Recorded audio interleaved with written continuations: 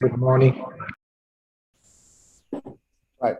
On behalf of the Young Scientist Forum, Steering Committee of the National Science and Technology Commission, I would like to welcome you all for the fifth webinar talk today we are organizing. Without further ado, I would like to introduce the today's speaker. He's Dr. Sanada Silva. He's a senior lecturer at the Department of Strategic Studies, Faculty of Defense, General Sir John Kotalawala Defense University. And he's also a researcher, and his spans of research is around nuclear disarmament, nuclear security in South Asia. And also, he's also recently obtained his PhD from University of Colombo International Relations, and for the studies of nucleus in South Asia, Sri Lanka security concerns under the nuclear shadow. And he also received his BSc from University of California for the Bachelor of Arts degree, and he also obtained his master's from the University of Colombo for International Relations. The Dr. Sanath is a hardworking person, and he's also alumnus of Defense University in United States, Washington, D.C., and he also working with them as a group member, weapons and mass destruction, and border security group, nuclear, near Southeast Asia Center for Strategic Studies. And he also completed his Advanced Security Cooperation course at the College of Security Studies at Daniel K. Inouye Asia Pacific Center of Security Studies, Honolulu, Hawaii in 2016. And he also taking part of lecturing and advisor to the Sri Lanka Military Academy, Diyatalawa, Sri Lanka Air Force Academy in China Bay, as well as the Command and the Staff College, Sapukaskanda. And I think he's a good person to talk. The talk today is nuclear complexities in South Asia, Sri Lanka security concerns under the nuclear shadow. So over to you, Dr. Sanath. And please welcome any questions. And I would like to ask all the participants, if you wish to ask any question, please chat box. And at the end of the session, I will ask them from the Dr. Sanath. Okay, Dr. Sanath, over to you. Thank you very much. Thank you, Dr. Kalpa. I hope all of you can hear me properly. While I'm sharing my screen, I will just thank to your Young Researchers Forum for inviting me. First of all, I should tell that I am a social scientist by training. So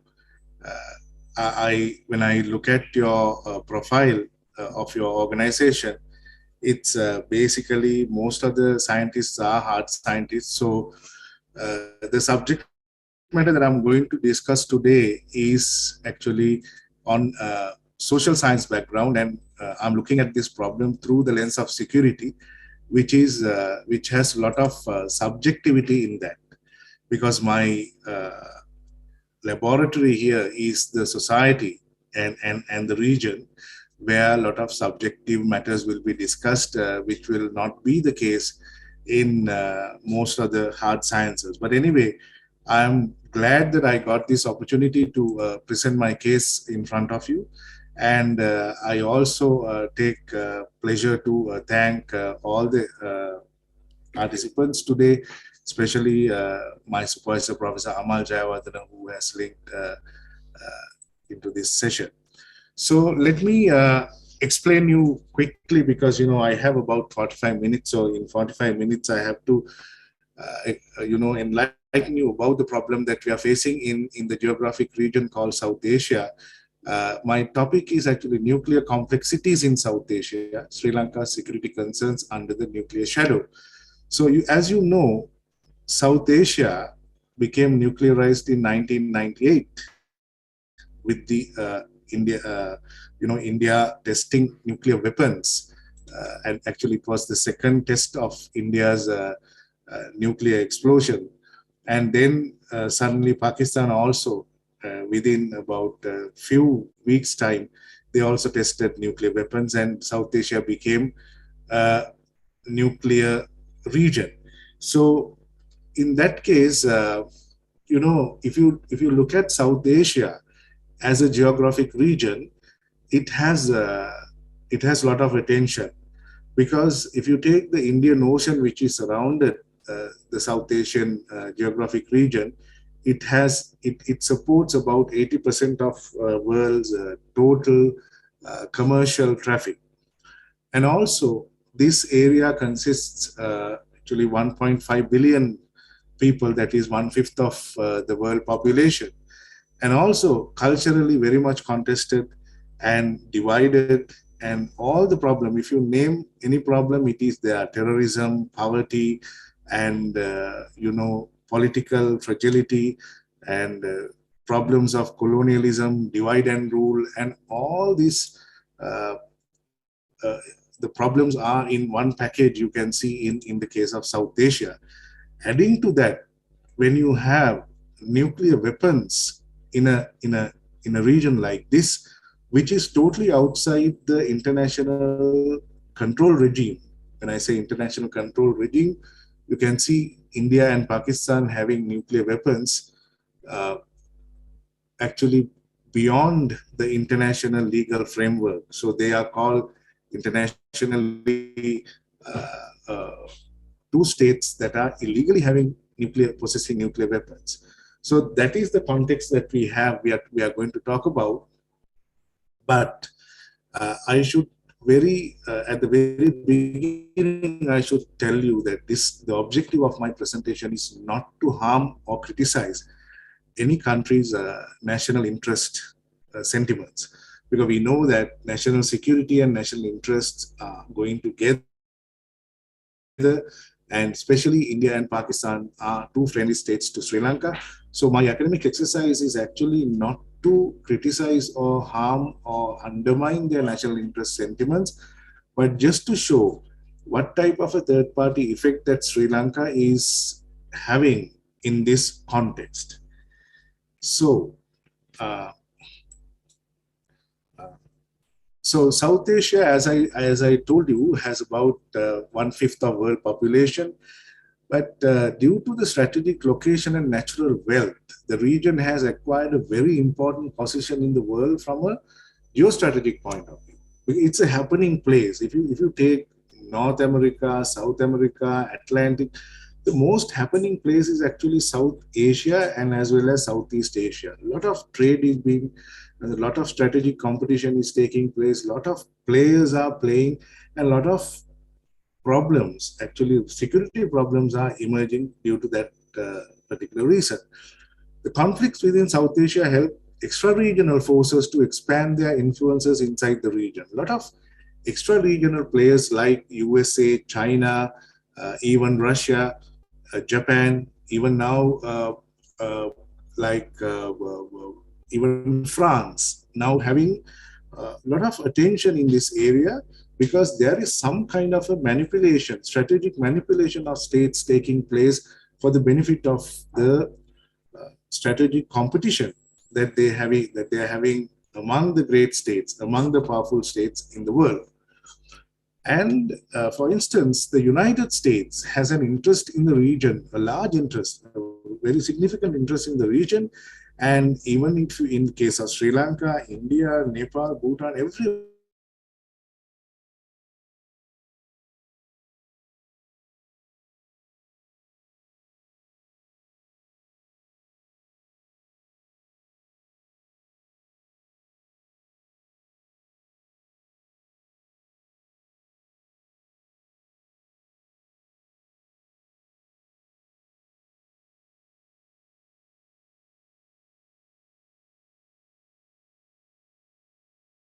by uh, felt by the littoral states, or the states in the region. So, because of that competition, China seeks the partnership of South Asian countries as well as the United States. So, China-Pakistan economic corridor and Kashmir being the central, central division between India and Pakistan, all these issues have made South Asia a more complex place. So my particular argument on nuclear proliferation and instability is going to be set in this type of a context. So even in the late 20th century, we can see the area, the geographic area was, subjected to many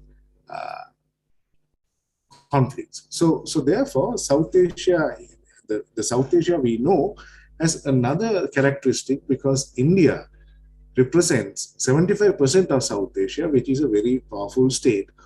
And Pakistan also is an arch rival of India. And these states are being bordered by China, which is another nuclear state. So all these things make the dynamics more complex for the subject matter we are going to talk in this study. So the problem statement of my study is there is a public fear that the escalation of hostility between nuclear states in South Asia, so that is India and Pakistan, would push the states to cross the nuclear threshold and start a physical war. So similarly, a natural disaster taking place near to nuclear power facility could also lead to a Fukushima type nuclear catastrophe. So we have nuclear weapons in one side, and on the other side, we have nuclear power generation facilities where we can anytime have a kind of a natural disaster and create another disaster like Fukushima. The fissile material and technology is falling into the hands of an asymmetric actors. Those are terrorists, can also create a dramatic consequences. So if terrorists getting into this equation, it will be very, very detrimental. In such nightmares, if such nightmares take place, the security environment of the region, as well as the immediate neighborhood comprising non-nuclear states such as Sri Lanka, will be in chaos. So, therefore, this study problematizes the emerging complexity in the nuclear environment of South Asia and its security implications to the region in general and Sri Lanka in particular. So that's the problem that I'm looking at, because most of the people say Sri Lanka is, states like Sri Lanka has nothing to do with nuclearization of India and Pakistan in the region. But all these factors, all these security effects are transnational. So if something happens in the region, the effects coming into our territory is not preventable, not inevitable. So therefore, we should be aware of these things, and we should study, especially in terms of the strategic competition related to nuclear weapons, as well as the drastic consequences of civilian nuclear power plants should be studied to prevent a future catastrophe. So my core argument is emerging complex nature in a system could lead either to security or insecurity of that system. So complexity can lead to security or insecurity. In South Asia, security complex, India and Pakistan are rapidly developing their nuclear programs in both strategic and civil domains. Both countries desire to secure stability and balance of power. Actually, both countries acquired nuclear weapons and nuclear power generation in order to stabilize their countries, in order to stabilize and have peace, have balance of power equilibrium. But however, there should be a conducive environment for strategic concepts such as deterrence and organizational security culture to achieve desired outcomes. Actually, the entire nuclear spectrum, the matrix is running on the concept called deterrence. Deterrence is actually, in simple terms, fear of retaliation. You do not attack your enemy because you are in fear of the possible retaliation. And the entire region, the balance of power, the nuclear enmity is all, based on this particular concept. But for this particular concept to work, you need a conducive environment. So when I say conducive environment, both you and your enemy should be in good brains to understand the risk. If your enemy, or for an example, if a terrorist group, if they get told of this type of a weapon, they will use it for suicide killing. When a component like suicide missions come into the matrix of deterrence become null and void, because there's no use of deterrence, because the psychological coercing will not work in such environment. The researcher argues that the emerging complexities of the South Asian security landscape have rendered deterrence uncertain and civilian nuclear organizations more vulnerable to Iran sabotage. So what I argue is, more than other places in the Cold War situation, more than between USA and USSR or any other place, South Asia is more prone to deterrence destability and deterrence fragility, and so vulnerable to security problems. Researchers suggest that uncertainty in the nuclear environment leads to insecurity for the region at large and set the neighboring states such as Sri Lanka at risk due to possible spillover effects. Actually, this is the nuclear competition is not what we desired by Sri Lanka. In fact, in 1971, our great Prime Minister, Mrs. Bandaranaike, produced a proposal to have Indian Ocean free of nuclear weapons. But that didn't materialize. So therefore, India and Pakistan now emerging as nuclear states, if they go into war, the third party effects are inevitable in our case. So we have to plan for that, and we have to be prepared for that. So therefore, this is somebody else's baby, but we have to be prepared on that. We have to be knowledgeable on that. So that is my co-argument, to have it, the instability leads to insecurity, so that we have to prepare for the future catastrophe. So the method that I used is simple. It's qualitative method, based on primary and secondary data. A major portion of the research based on secondary data collected through desk research, and comparatively smaller portion of primary data has been collected by semi-structured interviews. The researcher believes that South Asian nuclear system and its emerging behavioral patterns demand a fresh interpretation. This problem has been looked at by many Indian and Pakistani scholars through their own lenses, which has a lot of bias input. But a third party country like Sri Lanka has never been looked at this problem in an academic point of view and assessed the consequences towards country like Sri Lanka. So therefore, my research gap is, the third party actually view on this, and as well as a new fresh interpretation from the eyes of a third party or a non-nuclear state academic is the method that I wanted to follow.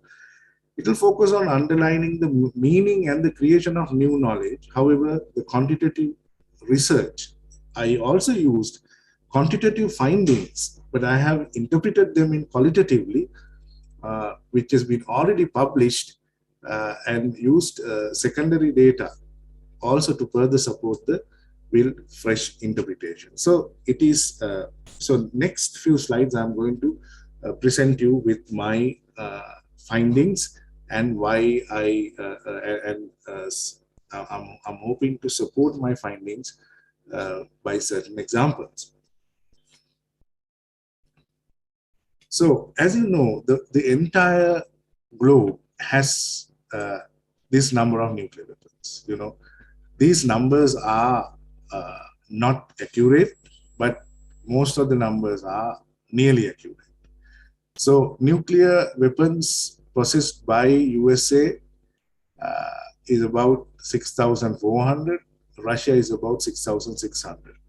And total number of nuclear weapons that we have somewhere around 14 to 15,000, let's say. There was a time where during the Cold War, we possessed more than 30,000 nuclear weapons, but most of them were dismantled.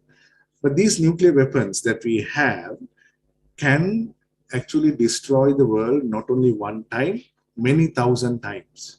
So you can see, and also remember, the money that we spend on these nuclear weapons, uh, if you not only nuclear weapons, weaponry and defense per year, right? Uh, if you spend that money to run the United Nations, you won't believe that you can run the United Nations regular budget for 700 years. 700 years, right? But we spend that money uh, to the entire defense budget of the world, not the peace budget. The defense budget can run United Nations nearly for 700 years, because the regular budget comes every 2 years, but from recently they are coming every year. It is somewhere around 2.4 billion something, 2.5 billion dollars, something like the regular budget. So that's the irony of this weaponization. But anyway, this was needed for the strategic balance of the world. And if you take the other hand, the other side of it, the weapons and the energy, the peaceful side of it, you can see there are so many power plants being developed in the world.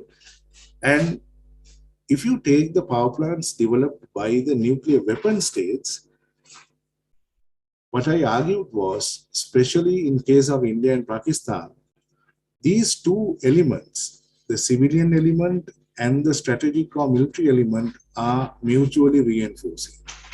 They're supporting each other to grow. So you can't separate the military element and the civilian element, because the scientists, the knowledge, and the other infrastructure are the same in these two components. So therefore, in countries like Pakistan and India, especially, they are being supported by each other, supported by each domain. So therefore, more proliferation is taking place in these places. So, end of the Cold War, everybody thought in 1990 that people or the nuclear weapon states will reduce their nuclear weapons or dismantle their nuclear weapons, and there won't be a nuclear threat anymore. But what happened was otherwise. India and Pakistan, right, by 1998, they became emerging new nuclear powers. And these two nuclear powers are different from the others, because everybody shouts when Iran is trying to develop a nuclear weapon, and when North Korea is trying to develop nuclear weapons. And, the world is actually very vociferous about it. But when it comes to India and Pakistan, it wasn't the case. The world, the international community was a bit lethargic about this whole issue, because neither India nor Pakistan poses a great threat to nuclear United States. And also India is actually posing a threat to China. So US needs that. So therefore, Indian and Pakistan nuclearization in South Asia is left somewhat thinking that it's not a problem for the West. So it is a regional problem. So when the problem is regional, it becomes more and more complex. And at the same time, you can see India and Pakistan are sharing borders. When two nuclear powers, rival to each other, bordering each other is a complicated thing.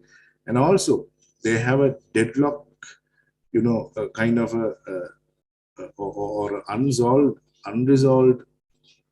conflict over the Kashmir. So all these things all the time escalates the problem to a great extent. So since my topic said complexity and complex systems, I was interchanging these two words when I was describing. I should actually give you a proper analysis on what complex means and what complex systems means. So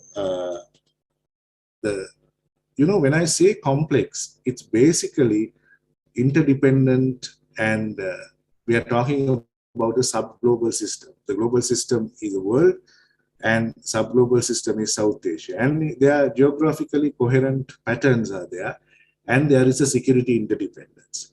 And when I say complexity, actually it is taken from the theory of complexity, where you find dispersed interactions, lack of a centralized global controller, and there are cross-cutting hierarchical organizations, and these systems have continual adaptation, and these adaptations produce novelty, and also it always has out of equilibrium dynamics. The balance is actually, most of the time, the balance is there, but you can see out of equilibrium dynamics impacting the entire system.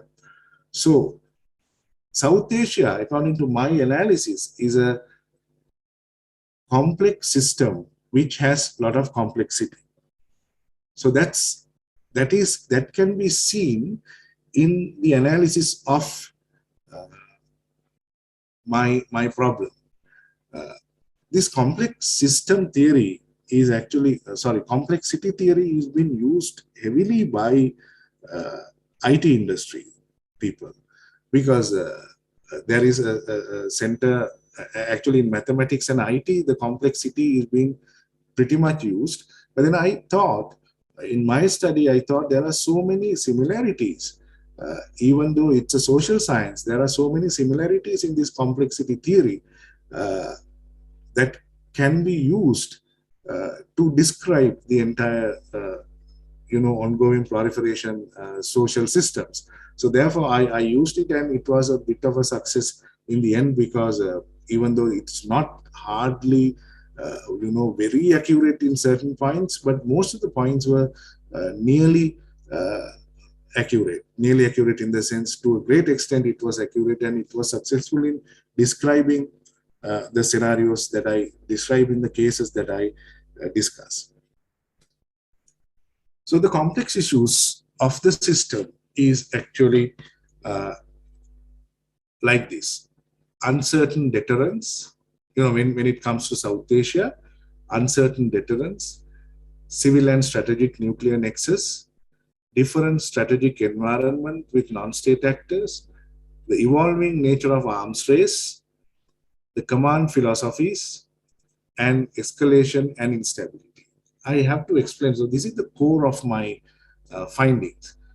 Uncertain deterrence means those days, during the times of the Cold War, the traditional Cold War days, deterrence worked between two parties. It was more linear interaction than the complex interaction. It was actually, there were not many parties involved. But nowadays you can see the fear of retaliation is not only between the enemies, but there are other actors like terrorists. There are other actors like non-governmental organizations, sometimes having different agendas. So therefore, these equations can be pretty much affected by these actors. And these actors are pretty strong as well. So therefore, there are so many instances that I found out in South Asian case, that bilateral relations of India and Pakistan being manipulated or affected by third parties. Especially, you can see the third party states who are interested in the Indo-Pakistan relation, that is being China and US. Most of the time, because of these two relations, because India is more towards having good relations with US, and Pakistan is having more interested towards having good relations with China because of economic benefits, they are more interested in having these two great friends behind them when they discuss their own problems. So in that case, their decision making is not totally autonomous. There are so many other third-party concerns taking place in the decision-making process. So in that case, both of them have made sure that extra-regional actors can help their inter-regional problems. So therefore, it has become too complicated. Those days, we were talking about security dilemmas. security dilemma is actually two parties having developing an unsolved security problem, which is escalation all the time. But now we can see security trilemmas, third parties coming into play, uh, many very important role in bilateral relations. So therefore, deterrence has become very uncertain, and therefore balance of power has become very uncertain, and it can fragile at any time. It is very fragile, and it can fall or it can be destroyed at any time. Unlike in the Cold War days, USA and USSR were very powerful, and there was no terrorist element in the middle. So therefore, they were talking when they were talking together. For an example, in 1962 Cuban Missile Crisis, it was only US and USSR who resolved the problem diplomatically. So it was easy because there was only two parties, and the problem solving, negotiation, everything is very, very important, because state actors act with a lot of legitimacy and responsibility. And secondly, the second complex issue is actually civil and strategic nuclear nexus. So the first one actually gives us the dispersed interactions, and no central control on deterrence. And civil and strategic nuclear nexus, the mutual reinforcement is actually, you're talking about the civil and strategic reinforcement. Neither India nor Pakistan can buy nuclear material from the market. So what they do is they run their reprocessing plants in their own soil, and then they, reprocess the waste and use it for nuclear weapons. Because India only contains, has about 1% of world's uranium reserves, and Pakistan doesn't have that either. So they get the substance to run their peaceful programs, that means energy programs, and in the backyard they both have closed fuel cycles. They can't import or they can't export, so therefore they use these fuel, which is brought for the to generate power for weapons by reprocessing, having reprocessing plants. And also they are not verified by the International Atomic Energy Agency. Only the verification is decided by India and Pakistan governments, which ones to be verified and what to be closed from International Atomic Energy Agency. So this is actually a good example to show how the scientific and the military community and the political community works together to mutually reinforce. I'll give you one example for you to understand this whole matrix. Now, if you take the great Abdul Kalam, he's a scientist and he's a politician, as well as uh, he's a brigadier general in the armed forces. So he wore three hats, but the same person. So that's why I'm telling these two areas. There are many people like that who are working in civil domain as well as the military domain, which is actually mutually reinforcing, and different strategic environment, especially the non-state actors. Non-state actors have shown, that means terrorists have shown a great enthusiasm of acquiring a nuclear weapon. And they have done surveillance over certain power plants to get actually, maybe there are a lot of nuclear theft or nuclear sabotage is being taking place, especially in India and Pakistan. So these places were actually influenced by the terrorists, and they have actually, even Osama bin Laden has pronounced that if he has a weapon, nuclear weapon, he will think it as his responsibility to use it will be actually, he think it will be the will of Allah. So you can see how far it can go if it goes to the hands of the wrong people. So the strategic environment is not totally governed by the state actors. There are considerable non-state actors involved in nuclear environment in South Asia. The evolving nature of arms race. The arms race is taking place between India and Pakistan, but the odds, like, the second strike capability is the most important capability for a nuclear state, because if you are attacked by a nuclear weapon by your enemy, you should be able to stand up and retaliate. So that particular capability comes not land-based, most of the time sea-based. So they are thinking of, India has nuclear submarines. Pakistan say they have nuclear capable submarines, but still doubtful. But this is actually very the investment on this is very uh, big. And at the same time, now India has stepped into, the concept now is called the speed is stealth. They're going into the hypersonic weapons, where you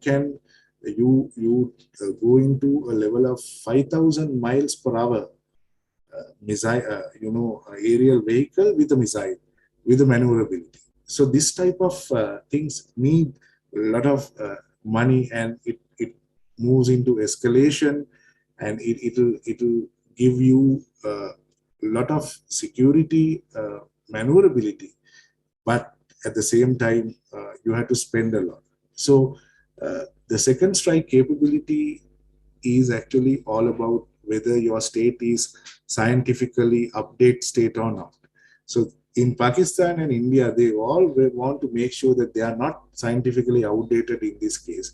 So therefore, they spend a lot, and every time, every day, the second strike, because of the acquiring of second strike capability, their science is being developed. At the same time, it is developed destructively.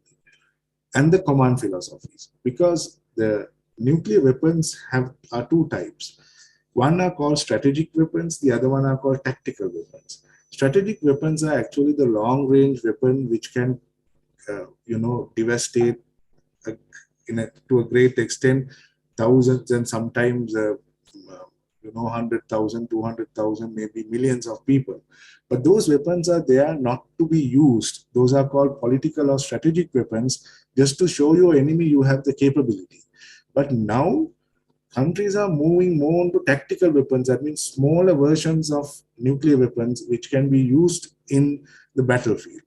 That comes with the militarization of command philosophies. That means when you have a doctrinal document or doctrine that guides your engagement in war, if you have weapons, those weapons, when you have more military people involved, if for military, if you don't use a weapon in your armory, there's no point of having them. For an example, Donald Trump also said that. He said, I don't understand the need of nuclear weapons, the importance of nuclear weapons if they are not being used. So he's a businessman. Even for a military, if you don't use it, they don't understand the coercion. That is a political thing. The retaliation, the fear of retaliation and the deterrence is a political thing. But for military, is actually, if you can use it in the battlefield and get the advantage, so that is what they want to have. Operability. If you can't operate it at the tactical level. So they are going to the tactical level nuclear weapons, which has a limited destructive capability, about 7,000-8,000, and limited range, about 50-60 kilometers, right? And at the same time, when India and Pakistan, you must have heard of these Pulwama Balakot attacks happened about 2019, I think. There, 2018, I think. There, actually, Pakistan has a nuclear weapon called Nazar 9. What they are aiming at is if India crosses their border, they will fire the nuclear weapon within their territory and attack Indian Air Force. So then it becomes nobody's problem, because they have fired it within their territory. Nobody Politically, there's no problem for anybody if you fire a nuclear weapon within your territory. So this is how it develops. So command philosophies make it more complex. And escalation and instability. Finally, the complex issues are escalated due to many reasons, but the most interesting reason, according to the theory of IR, is theories like Kenneth Walls, the realists. They have said that when you have a bigger weapon like nuclear weapon, you don't normally, states don't normally go into smaller scale wars and provocations against your enemy. But in Indian case, Paul Kapoor has done a study in 2007, and he has found out, a quantitative study has found out, the more you have nuclear weapons, the more you provoke your enemy. So during the, he has found out it is 5 times more than the peacetime. That means the India which didn't have nuclear weapon, or Pakistan which didn't have nuclear weapon, is more peaceful than Pakistan has nuclear weapons. So when you have nuclear weapons, they have gone into more military provocations than they are without the nuclear weapon. So finally, I'll take 3 minutes to show you how it is impacting Sri Lanka. So these are the nuclear facilities in India. There is a very rare chance that nuclear facility will blast and Sri Lanka will affect. Won't be a immediate effect in 2-3 hours, but there will be effect in 2-3 months to our harvest and all these things. But those can be categorized as not very big. It cannot be considered as a grave threat. But the most difficult factor to identify and manage is actually the strategic jockeying of the states. Because when I say strategic jockeying, strategic manipulation, when Sri Lanka has a lot of strategically important places like Hambantota, Trincomalee, and other, ports like places, for the strategic competition of nuclear states, like, Trincomalee has a depth that is unmeasurable. So for a second strike capability, if you want to hide a submarine without the sonar detection, it is a perfect place. Even Hambantota is in the backyard of India. So if China wants to give a more pressurized deterrence to India, China can make it as a kind of a war, a military port. So those things had made Sri Lanka's foreign policy sphere a very complex issue. So therefore, Sri Lanka has been almost divided between even China and India. Actually, when I say China, China is also a nuclear state. So therefore, we have to be very careful when it comes to nuclearization and usage of our strategic assets for their benefits. Because if you remember that during the Second World War, Sri Lanka was bombed by the Japanese, not because Sri Lanka was an enemy to Japan, because British used the Trincomalee port. So Sri Lanka can be a proxy war, a place for a proxy war if Sri Lanka if Sri Lanka is trying to bargain among the nuclear powers. And there are safety issues pertaining to the regional nuclear industry, especially the border security of Sri Lanka should be strengthened, because Sri Lanka can be used as a border, transit place for all these smuggling of nuclear substance and weapons. And don't forget that the Pakistani father of Pakistani nuclear program, who's A.Q. Khan, was actually assisted by, his right-hand man was a Sri Lankan who was operating from Dubai. So he is the one who did all the procurements, illegal procurements for Pakistan nuclear program for actually A.Q. Khan to start the program. And there are human security issues because, for an example, what you call the Kodankulam power plant, which is very much located near to Sri Lanka, the hot water being released to the Mana Basin, and possible nuclear leaks. I mean, it's very rare it will happen, but if there is a nuclear leak or anything happens into the Mana, Bay of Mana, the Mana Basin, that area, Pork Strait area, that is one of the world's most important biodiverse places in the world.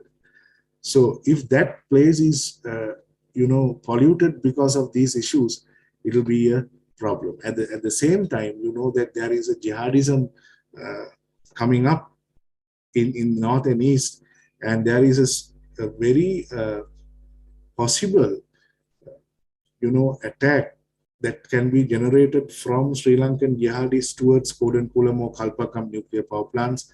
I think India is very much vigilant about it. So the more India is vigilant about it, there will be more Indian, secret agents, secret services operating in Sri Lanka. So therefore, Sri Lanka has to manage it in a very, delicate manner, without harming or without making much of an aggression with the Indian counterpart, as well as Pakistan can also come into this play if India and Pakistan has a nuclear exchange. So with this, I mean, this is just a kind of a very very brief overview of the study that I did. I hope you were enlightened about it, and if you have any questions, you can ask, and I'm ready to. Dr. Sanatha Silva, thank you very much for nice presentation and idea that you have delivered today. So there's a question from the audience. I will put that.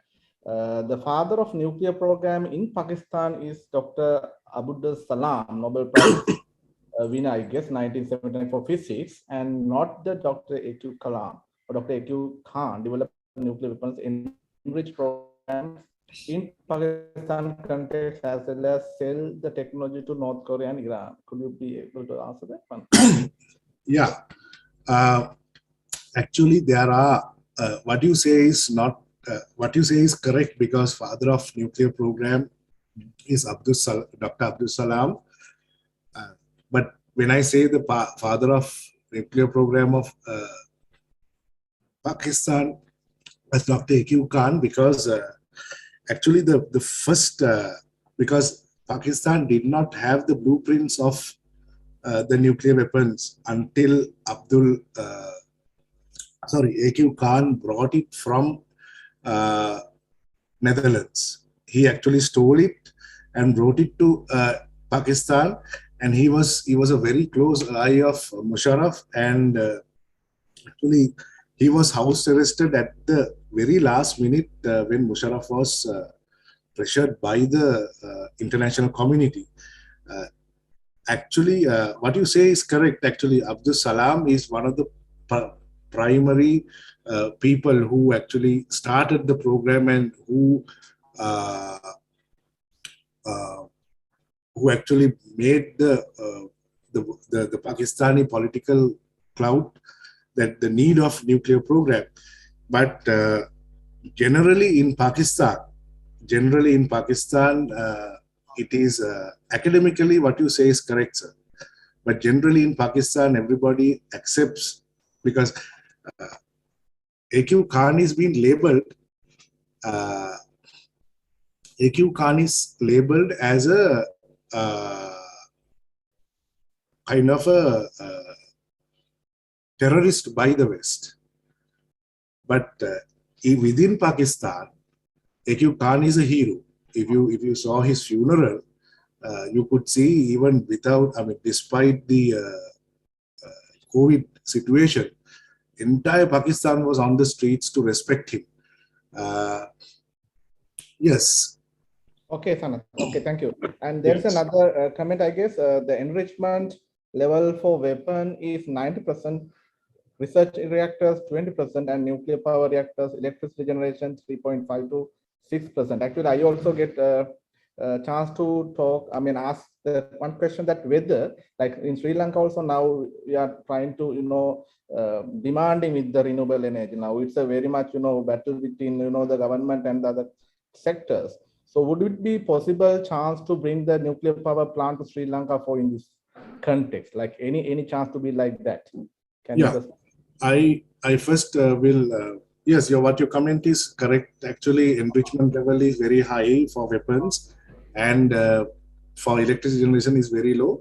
But the waste, still the way, my point was the waste of the nuclear power plants can be reprocessed and be used to be enriched to those levels. And, that is what they do basically. If you take there are audits being done, clandestine audits, not open audits, actually being done, and they have come up with reports saying that there are certain power plants actually being used to reprocess these and supply weapons grade uranium for the government. But what you say is pretty much correct for the benefit of the readers. Actually, those are levels. And Dr. Kalpa, what you asked is actually I don't know whether Sri Lanka has the financial capability to go ahead with it. But a long time back, I think Professor KKYW Pereira has done a feasibility report. And recently also there was Moratuwa University did a feasibility report. And at the same time, there is a place called Euratom.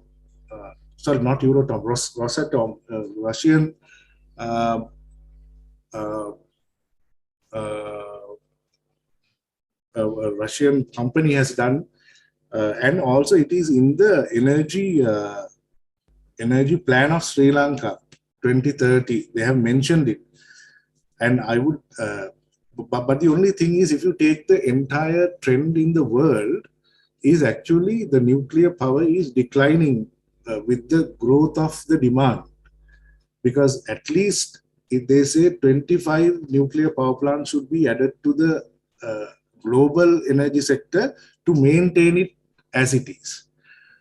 But India is going for a very interesting fuel cycle called thorium fuel cycle.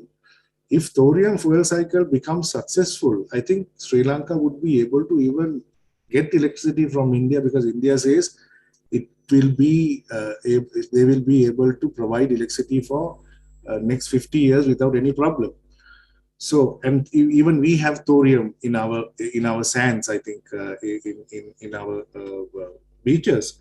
So the only thing is that problem should be actually solved by scientists like you, because whether we have a scientific community to back, because where do we get the expertise from, and if some other country wants to invest, what will be the political consequences of those kind of investment, whether it's India or China or Russia or US or France or whatever. So there are many things, but it's good strategically. It is good to have a nuclear nuclear power plant. It gives some kind of a glory to your existence, and it shows that you are not scientifically outdated. Because for past few years, what Sri Lanka has done has not shown the world that we are updated, scientifically updated. I mean, you may agree with me. We have not done enough to show the world that we are a scientifically updated country. So that actually decides whether we get the foreign direct investment, where we are in the region. Look at Bangladesh. They are starting their nuclear power plant in 2023 in Rupur. I mean, next year, year after, they will start. So we have to catch up. At least we have to. I mean, I'm not telling that we must start something, but we must start something into that nature to show the world, because all our good scientists are going abroad, and they are being used by the others. Okay. Yeah, Dr. Sanath. Yes, thank you. And Malinda Ranavira, you would like to talk here? Would it be on? Thank you, Dr. Kalpa. Thank you. Yes, go ahead. Yes. Thank you very much, Dr. Sanath Disila, for your very informative and very fruitful presentation. I am Malinda Ranavira from Sri Lanka Atomic Energy Board, work as a scientific officer. In addition, work as a head of the project management unit to study the nuclear power option in Sri Lanka.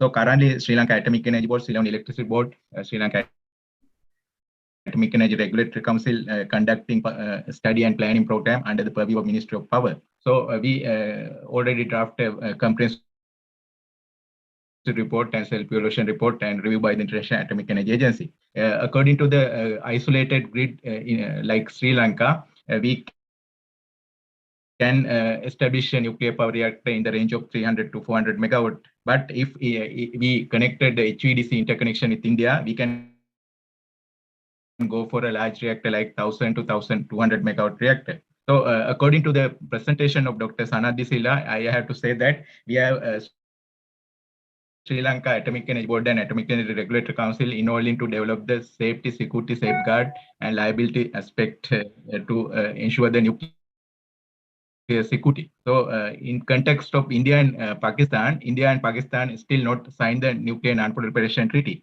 but they signed the treaty called Comprehensive Safety Agreement with the International Atomic Energy Agency. So they use the nuclear weapons. Pakistan have mid-range and short-range missiles.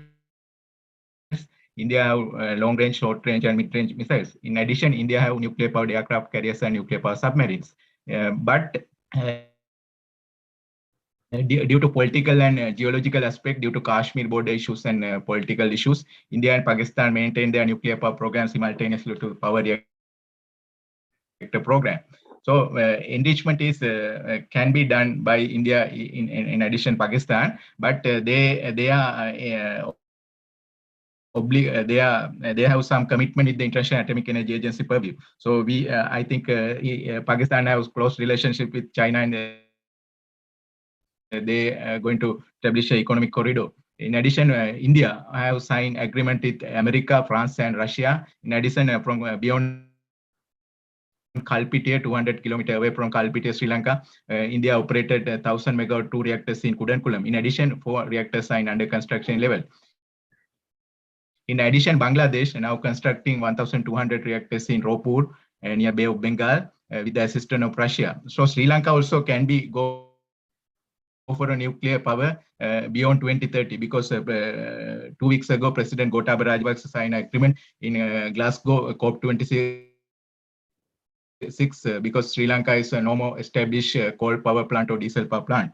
So current government strategy is based on renewable energies, based on the solar and wind, but nuclear is a clean and green energy source. Nuclear have an opportunity to develop the clean energy source. So we can ignore the coal and diesel, but combined cycle gas is a very cheap source. Sri Lanka is considering now. Renewable is considering now. Nuclear is an best option, but the problem is our capacity building, human resources. We have to develop good quality engineers, scientists, and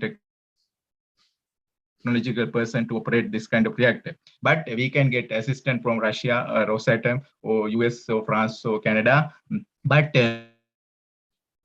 we have to maintain that kind of agreement with smoothly handling the diplomatic issues. Not only Atomic Energy Board or Atomic Energy Regulatory Council Way Power Program, but also close eye and close support should be given by the Ministry of Foreign Affairs, Ministry of Defense, and Ministry of Power to Way Power this program. Actually, I am very acknowledged to Dr. Sanat Disila, his explanative presentation and his study and research. But I like to make close contact with Dr. Sanat Disila and discuss later about your research. If you have time, we can continue your works and we can build up some relationship with to support this activity. Thank you very much. Yes, Dr. Kalpa, may I just thank you so much, Dr. Ranavira. I'm really glad that you attended this session, and your institute actually helped me a lot for my PhD. The scientists there, I don't want to mention the name, but I'll mention the name later. They were so helpful, and because of them, actually, I learned, because of my area was international relations. But I learned all the things about the scientific, things about power plants and everything because of your organization. So thank you for that. And we'll do, we are trying to build a concept called CBRNE Ready at the KDU. So we will come to you, sir, and we'll discuss about it. And I think we should all get together and do this. And it's very important. Thank you.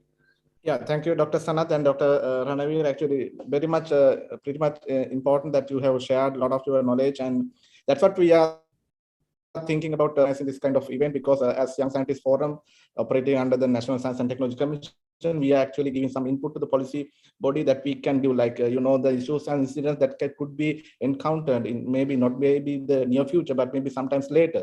So I think this is the time that we open up a great time, actually, given you and the guys that came and joined with us and been patient and listened, and very much important for making that situation to think and thought what they want to bring it to the research level. That's what we are thinking, and everyone should be dedicated for that research, and that will be helpful for country and the globe.